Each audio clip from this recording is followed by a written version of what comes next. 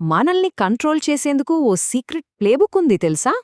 ఒకప్పుడు ఇది యుద్ధగదుల్లో, విచారణ గదుల్లో మాత్రమే ఉండేది. కాని ఇప్పుడు మన చేతుల్లోనే, మన ఫోన్లలోనే ఉంది.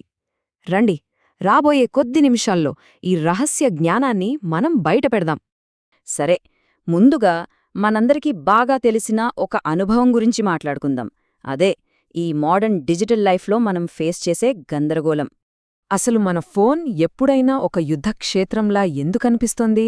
ఎందుకంటే మనం రోజూ స్క్రోల్ చేసేది కేవలం ఇన్ఫర్మేషన్ కాదు, అదొక సైకలాజికల్ వార్ఫేర్. ఒక్క క్షణం ఆలోచించండి. ఫస్ట్ ఏదో ఒక రాజకీయ పోస్ట్ కనిపిస్తుంది, మనలో రక్తం మరిగిపోతుంది, కోపం. వెంటనే ఒక్క స్వైప్, కష్టాలను దాటి గెలిచిన వాళ్ల కథ. అది మనలో ఆశను నింపుతుంది. మరో స్వైప్, ఇంకెవరిదో సక్సెస్ స్టోరీ చూసి మనకి అసూయ. కోపం, ఆశ, అసూయ, ఈ ఎమోషనల్ గందరగోళం యాక్సిడెంటల్ కాదు, ఇది కావాలనే డిజైన్ చేశారు. దేనికోసమంటారా? మన బ్రెయిన్ను ఒక హైపర్ స్క్రీనింగ్ బ్రెయిన్గా మార్చడానికి. అంటే ఏది ఇంట్రెస్టింగ్గా ఉందో దాన్ని వెంటనే పట్టుకొని మిగతాదంతా వదిలేసేలా ట్రైన్ చేయడానికి. సరే, ఇప్పుడు ఈ మోడర్న్ మానిపులేషన్ టెక్నిక్స్ అసలు ఎక్కడనుంచి వచ్చాయో చూద్దాం. వాటి చారిత్రక మూలాలను తవ్వి తీద్దాం. ఇదిగోండి, ఇదే CIA యొక్క క్యూబార్క్ మాన్యువల్. ఇప్పుడిది డీక్లాసిఫైడ్, అంటే రహస్యం కాదు, ఇది ఒక ప్లేబుక్. సైకలాజికల్ వార్ఫేర్ టెక్నిక్స్ను ఒక దగ్గర చేర్చిన ఒక చారిత్రాత్మక మలుపు ఇది. ఈ టెక్నిక్ను మొదట వివరించింది సైంటాలజీ వ్యవస్థాపకుడు ఎల్. రాన్ హబర్డ్. ఆశ్చర్యమేంటంటే CIA దీన్ని దాదాపు పదం పదం కాపీ కొట్టింది. దీని అసలు లక్ష్యం నిజం తెలుసుకోవడం కాదు, వాళ్ల మాటలో చెప్పాలంటే మైండ్ను ఓవర్ రైట్ చేయడం. అసలిది ఎలా పనిచేస్తుందో తెలుసా? మన మెదడు కన్ఫ్యూషన్లో ఉన్నప్పుడు అది పానిక్ అవుతుంది. ఇక లాజికల్గా ఆలోచించటం ఆపేసి దానికి దొరికిన మొట్టమొదటి పక్కా సమాచారాన్ని గుడ్డిగా పట్టుకుంటుంది. ఒక ఫ్రీజ్ పాయింట్ లాంటిదన్నమాట. ఓకే, ఇప్పటిదాకా ఏంటి, ఎందుకు అని చూశాం కదా. ఇప్పుడు ఎలా అనే దానిపై దృష్టి పెడదాం. మోడర్న్ బిహేవియరల్ సైన్స్ ప్రకారం ఇన్ఫ్లుయెన్స్ చేసే మెకానిక్స్ను స్టెప్ బై స్టెప్ విడదీసి చూద్దాం. బిహేవియరల్ ఎక్స్పర్ట్ చేజ్ హ్యూస్ ప్రకారం ఈ 3 స్టెప్స్ ఫాలో అయితే డైరెక్ట్గా ఒక్క ప్రశ్న కూడా అడగకుండానే సమాచారాన్ని బయటకు లాగవచ్చట. అసలు విషయమేంటంటే అవతలి వ్యక్తి తనే స్వయంగా ఇష్టపూర్వకంగా సమాచారం ఇస్తున్నానని అనుకుంటాడు. అయితే అసలు సీక్రెట్ ఇక్కడే ఉంది. ఆపరేటర్లు ఏం చేస్తారంటే ఇలాంటి మాటలను జాగ్రత్తగా వింటారు. దీని ద్వారా ఒక వ్యక్తికి ఉన్న అసలైన సైకలాజికల్ నీడ్స్ ఏంటో కనిపెడతారు.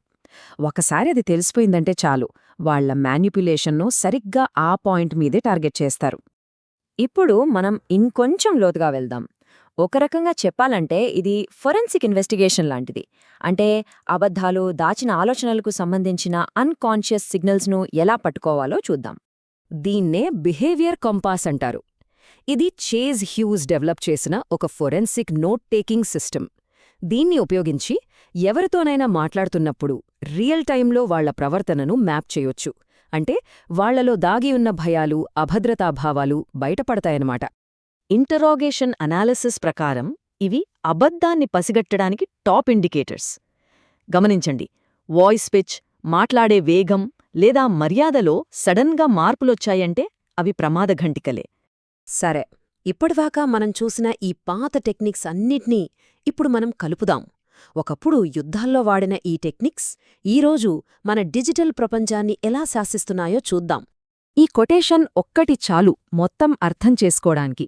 ఈరోజు మనం చూస్తున్న సోషల్ మీడియా మ్యానిప్యులేషన్ అనేది కొత్త టెక్నాలజీ కాదు. ఇది యుద్ధగదుల్లో పుట్టి ఇప్పుడు ప్రపంచవ్యాప్తంగా ఒక ఆయుధంగా మారిన psychology.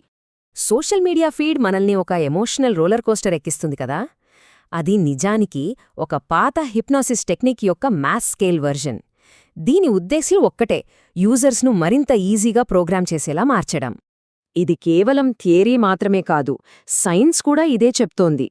Journal of social influence వాళ్ళ 2022 స్టడీ ప్రకారం ఇలా ఇమోషన్స్ వేగంగా మారడం వల్ల మనం ఏ మెసేజ్కైనా కన్విన్స్ అయ్యే అవకాశం ఏకంగా 48% పెరుగుతుందట.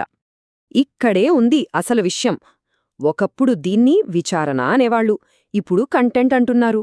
గోల్ ఒక్కటే, మన ఫోకస్ను దెబ్బతీయాలి, మనలో ఒక ఐడెంటిటీ క్రైసిస్ క్రియేట్ చెయ్యాలి, ఆ తర్వాత మనకొక కొత్త ఐడెంటిటీని అమ్మాలి. ఇలా చేస్తే మన భవిష్యత్ ప్రవర్తన వాళ్ల కంట్రోల్లో ఉంటుంది. అంటే ఈ ప్రయోగంలో సబ్జెక్ట్సే మనమే. మరి ఈ స్క్రిప్టును ఎవరు రాస్తున్నారు ఆలోచించండి.